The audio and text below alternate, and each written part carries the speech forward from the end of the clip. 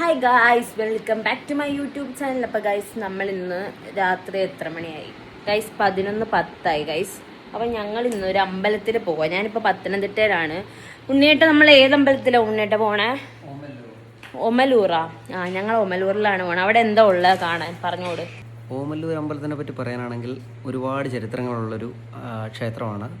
പത്തനംതിട്ട ജില്ലയിലെ ഇപ്പോൾ നമ്മുടെ തിരുവാഭരണ ഘോഷയാത്ര പോകുമ്പോൾ ഒരു ഇടത്താവളം എന്ന് തന്നെ നമുക്ക് വിശേഷിപ്പിക്കുന്ന ഒരു ക്ഷേത്രമാണ് ഓമല്ലൂർ ശ്രീ രക്തകണ്ഠ സ്വാമി ക്ഷേത്രം.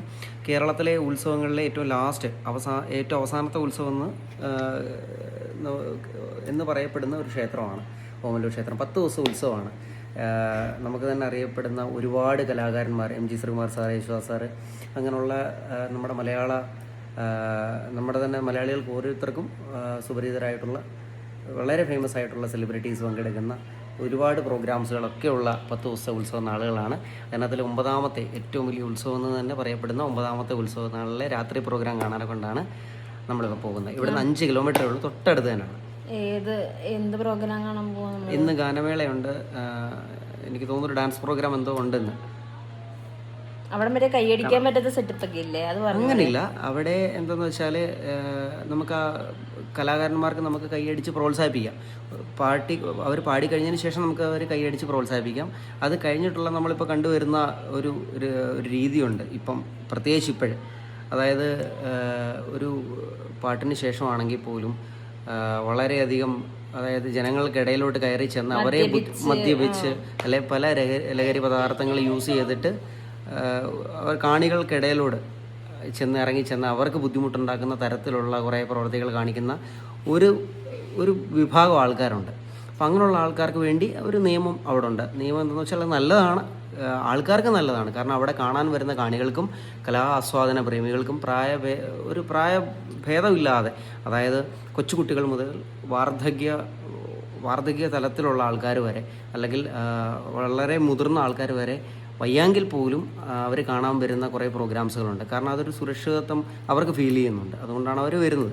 അപ്പോൾ ആ ഒരു സുരക്ഷിതത്വം അവർ നിലനിർത്തേണ്ട ആവശ്യകത അവിടെ ഉണ്ട്. അപ്പോൾ അതുകൊണ്ട് അവിടെ വന്ന് വെള്ളമടിച്ച് അല്ലെങ്കിൽ പല ലഹരിയിലോ അല്ലെങ്കിൽ ലഹരി പദാർത്ഥങ്ങൾ യൂസ് ചെയ്ത് ഗാനമേളക്കിടയിൽ, ജനങ്ങൾക്കിടയിൽ അല്ലെങ്കിൽ കാണികൾക്കിടയിൽ കയറിയിട്ട് ഇങ്ങനെയുള്ള കന്നന്തിരിവുകൾ കാണിക്കാൻ അവിടെ അനുവദനീയമല്ല.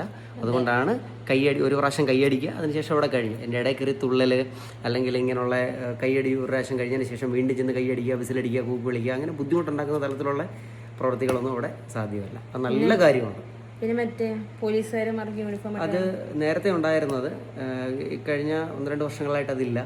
നേരത്തെ ഇതുപോലെ പോലീസുകാർ, അതായത് അത് അവരെ മാനിച്ചുകൊണ്ട് തന്നെയാണ്, അവരുടെ പെർമിഷനോട് കൂടി തന്നെയാണ് മാക്സിമം അവർക്ക്. കാരണം അവരെ ഉള്ളിലോട്ട് യൂണിഫോം ഇട്ട് അവർ കയറേണ്ട ആവശ്യകത എവിടെ ഇല്ല. കാരണം അകത്ത് തന്നെ എല്ലാം ഉത്സവ കമ്മിറ്റി ഭാരവാഹികളും അവിടുത്തെ തന്നെ രാഷ്ട്രീയ പ്രവർത്തകർ തന്നെ, അല്ലെങ്കിൽ അവിടുത്തെ തന്നെ ബാലകോലത്തിൻ്റെ നേതൃത്വത്തിലുള്ള കുഞ്ഞുങ്ങൾ, അതുപോലെ തന്നെ അവിടുത്തെ തന്നെ കുട്ടികളെല്ലാം ഇനിഷ്യേറ്റീവായിട്ട് അല്ലെങ്കിൽ ഇനിഷ്യേഷൻ എടുത്ത് അവർ തന്നെ എല്ലാം നേതൃത്വം വഹിച്ച് ഒരു പ്രശ്നവുമില്ലാതെ മനോഹരമായിട്ട് ഉത്സവം നടത്താനുള്ള കാര്യങ്ങൾ അവർ തന്നെ ചെയ്യും. അപ്പോൾ അതുകൊണ്ട് അകത്തൊരു അടിയോ പിടിയോ വഴക്കോ അല്ലെങ്കിൽ ഒരു സ്ത്രീകൾക്ക് നേരെയോ അല്ലെങ്കിൽ ഒരു പ്രായമുള്ളവർക്ക് നേരെയോ അല്ലെങ്കിൽ കൊച്ചുകുട്ടികൾക്ക് നേരെയോ അങ്ങനെയുള്ള അക്രമമോ, അല്ലെങ്കിൽ ഇപ്പം നമ്മൾ കണ്ടുവരുന്നൊരു കാര്യമാണ് ഉത്സവ സീസൺ തുടങ്ങിയതിന് ശേഷം ഇപ്പം തന്നെ ഒരു സ്ഥലത്ത് ഒരു 19 വയസ്സുള്ള ഒരു പയ്യൻ്റെ തലയടിച്ച് പൊട്ടിച്ച് അവൻ മരണപ്പെടാനുള്ള സാഹചര്യം ഉണ്ടായി. അപ്പം അങ്ങനെയുള്ള തലത്തിലൊക്കെ, അല്ലെങ്കിൽ അങ്ങനെയുള്ള കാര്യങ്ങളെ പ്രിവെൻറ്റ് ചെയ്യുന്ന തലത്തിലുള്ള നിലപാടുകൾ ഇവിടെ സ്വീകരിക്കുന്നുണ്ട്. കാരണം അവിടെ അങ്ങനെ ഒരു പ്രശ്നം ഉണ്ടാകുമ്പോൾ അവിടുത്തെ കമ്മിറ്റിക്കാരോ അല്ലെങ്കിൽ അവിടുത്തെ യുവത്വം അല്ലെങ്കിൽ യുവതലമുറയോ ഒന്നും അതിന് പ്രതികരിച്ചിട്ടില്ല. അപ്പോൾ ഇവിടെ അങ്ങനെയല്ല. ഇവിടെ ആൾക്കാരെല്ലാം അതിന് ഒറ്റക്കെട്ടായിട്ട്, അതിപ്പം കരയിലുള്ള ആൾക്കാർ, അവിടുത്തെ നമ്മുടെ തന്നെ കൂട്ടുകാരന്മാരുണ്ട്, അല്ലെങ്കിൽ രാഷ്ട്രീയ ഭാരവാഹികളുണ്ട്, കാര്യകർത്താക്കളുണ്ട്, അവരെല്ലാം അതുപോലെ ഉത്സവ കമ്മിറ്റി ഭാരവാഹികളുണ്ട്. അപ്പോൾ അവരെല്ലാം ഒറ്റക്കെട്ടായിട്ട് നിന്ന് അവരത് ജാതി മത ഭിന്നഭേദ വ്യത്യാസമില്ലാതെ അവരൊറ്റക്കെട്ടായിട്ട് നിന്ന് ആ ഉത്സവത്തിനെ വരവേറ്റ് അവർ ആ കാര്യങ്ങൾ ഭംഗിയായിട്ട് ചെയ്യുന്നുണ്ട്. അതുകൊണ്ട് അവിടെ ഒരു പ്രശ്നമോ കാര്യങ്ങളോ ഒന്നുമില്ല. അതുകൊണ്ട് സാറുമാർക്കാണെങ്കിൽ പോലും അകത്ത് കയറി അവരുടെ ഡ്യൂട്ടി വെളിയിൽ നിന്ന് ചെയ്യേണ്ട ആവശ്യകതയെ വരുന്നുള്ളൂ. ഉള്ളിലോട്ട് കയറേണ്ട ആവശ്യം വരുന്നില്ല. കാരണം അവിടെ എല്ലാം നീറ്റ് ആൻഡ് ക്ലീൻ ആയിട്ട് കാര്യങ്ങൾ നടന്നു പോകുന്നുണ്ട്. പിന്നെ മറ്റേ എന്താ പറയാ, ഇത് പത്തനംതിട്ടയിൽ എവിടെയാന്ന് പറഞ്ഞുകൂടെ? പത്തനംതിട്ടയിൽ നിന്ന് വെറും 3 കിലോമീറ്റർ, മാക്സിമം 3 അല്ലെങ്കിൽ 4 കിലോമീറ്റർ നമ്മുടെ അടൂര് വരുന്ന റൂട്ടിൽ ലെഫ്റ്റ് സൈഡിലാണ് ഓമല്ലൂർ ശ്രീ രക്തകണ്ഠ സ്വാമി ക്ഷേത്രം. ചരിത്ര പ്രധാനമായിട്ടുള്ള അല്ലെങ്കിൽ പ്രസിദ്ധമായിട്ടുള്ള ഒരു ക്ഷേത്രം തന്നെയാണ് അയ്യപ്പസ്വാമിയുടെ. നമ്മുടെ ഇടത്താവളം എന്ന് തന്നെ നമുക്ക് വിശേഷിപ്പിക്കുന്ന ഒരു ക്ഷേത്രമാണ്. ശബരിമല അല്ലെങ്കിൽ നമ്മുടെ തിരുവാഭരണ അല്ലെ ശബരിമല സീസൺ ടൈമിലാണെങ്കിൽ പോലും വൻ ജനത്തിരക്കാണ് അവിടെ. ഒരുപാട് ആഘോഷങ്ങളുമുണ്ട്. ഇടത്താവളം എന്ന് തന്നെ നമുക്ക് വിശേഷിപ്പിക്കാം. അപ്പൊ എല്ലാവരും അവിടെ അല്ലേ എല്ലാവരും എന്തായാലും വന്നൊന്ന് എക്സ്പീരിയൻസ് ചെയ്യേണ്ട ഒരു സ്ഥലമാണ്. അതെ, വളരെ ശക്തിയുള്ള ഒരു ക്ഷേത്രമാണ് ഓമല്ലൂർ ശ്രീ രക്തകണ്ഠസ്വാമി ക്ഷേത്രം. അത് പേഴ്സണലി അനുഭവമുള്ള ഒരുപാട് ആൾക്കാരുണ്ട് എന്നെ പോലെ തന്നെ. അതുപോലെ ഒരുപാട് ക്ഷേത്രങ്ങൾ ഉള്ള ഒരു ജില്ലയാണ് ഞങ്ങൾ പത്തനംതിട്ട ജില്ല. അതിൽ ഞാൻ അഭിമാനിക്കുന്നു, ഒരു ഓമല്ലൂർ സ്വദേശി ആയതിൽ തന്നെ. ഉറപ്പായിട്ടും എല്ലാ ജില്ലക്കാരും. അപ്പൊ നമ്മള് ബാക്കി വിശേഷങ്ങൾ നമുക്ക് അമ്പലത്തിൽ എത്തിയിട്ട് കാണാം. ബൈ. ഒരു പൂതി ഗൈസ് പടക്കം പൊട്ടിക്കാൻ. ഞാൻ ഓൾറെഡി എനിക്ക് ഇതൊക്കെ ഇഷ്ടമാണ്. എനിക്ക് പേടിയാണേ.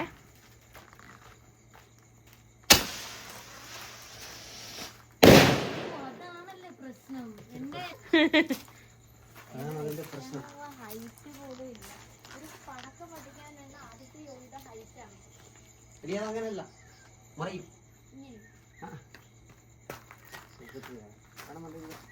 പിന്നെ അത് കറക്റ്റ് എന്റെ മേത്തേക്ക് തന്നെ വരും. പേടിച്ചിട്ടൊന്നുമല്ല, പേടി എന്താണെന്ന് പോലെ എനിക്കറിയാം.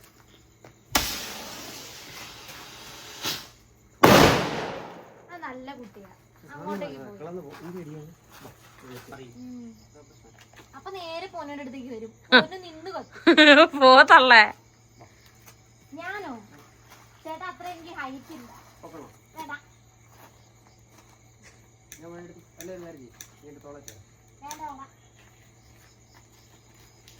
പിടിച്ചോണ്ടൊന്നും ചേട്ടാ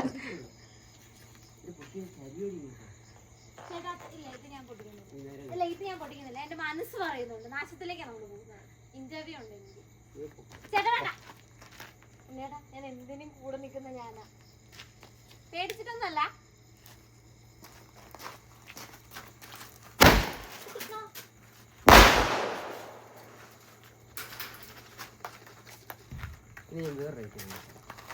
ഇവിടെയാണ് മാളുവിന്റെയും ഉണ്ണേട്ടന്റെയും കട്ടിടാൻ നടക്കുന്നത്. ഒഫീഷ്യലി അതിനെ കൊണ്ടുപോകുന്ന സ്ഥലം.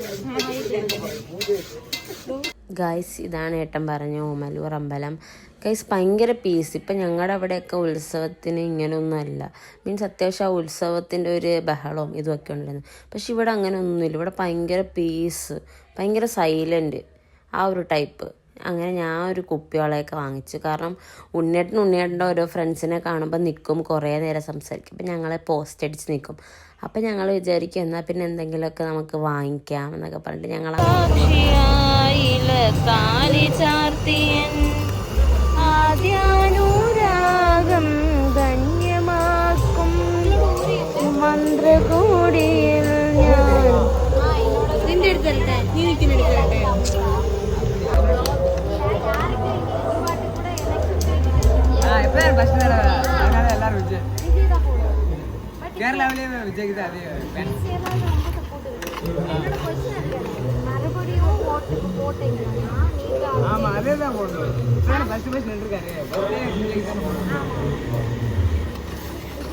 இந்த வேலைக்கு நான் முன்னாடியே பழகிட்டேன். ஒரு 5-6 வருஷம் முன்னாடியே இந்த வேலைக்கு நான் வரவே மாட்டேன். 2 வருஷமா வரல. ஒரு அர்ஜென்டா அந்த ஃபுல் அமௌண்ட் கொடுத்து பேலன்ஸ் எடுத்துக்கிண்டா வந்தா தேவை. இல்ல വേണ്ട ഉണ്ണേട്ടന് വേണ്ട, അല്ലെ തന്നെ വയറ് ശരിയാ.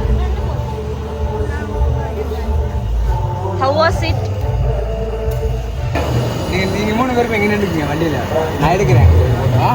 ஓகே ഗായ്സ് സത്യം പറഞ്ഞ് ഞങ്ങൾ ഗാനമേള കേൾക്കാൻ വേണ്ടി വന്നതാണ്. പിന്നെ ഞങ്ങളിങ്ങനെ ഒരു ഐസ്ക്രീം അത് ഇതൊക്കെ ട്രൈ ചെയ്ത് പിന്നെ ഞങ്ങൾ പോകാൻ നേരത്ത് സത്യം പറഞ്ഞാൽ ഒരു പാട്ടെന്തോ കേട്ടിട്ടുണ്ട്. കാരണം ഞങ്ങൾ ആദ്യം കേട്ടപ്പോൾ ഞങ്ങൾക്ക് അധികം ഇഷ്ടമായി.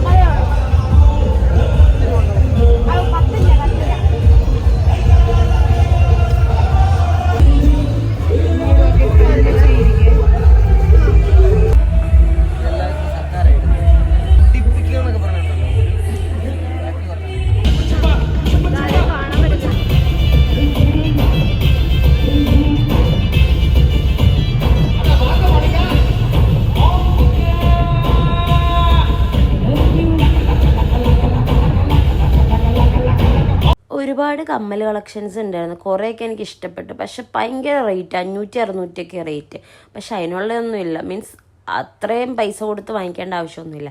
കാരണം ബാംഗ്ലൂർ നമുക്ക് ഇതിനേക്കാളും റേറ്റ് കുറഞ്ഞ് കിട്ടും. ഇതിനേക്കാളും അടിപൊളി കമ്മൽ. അതുകൊണ്ട് പിന്നെ വാങ്ങിച്ചില്ല. നോക്കി വെള്ളം ഉറുക്കിയിട്ട് പോന്നു.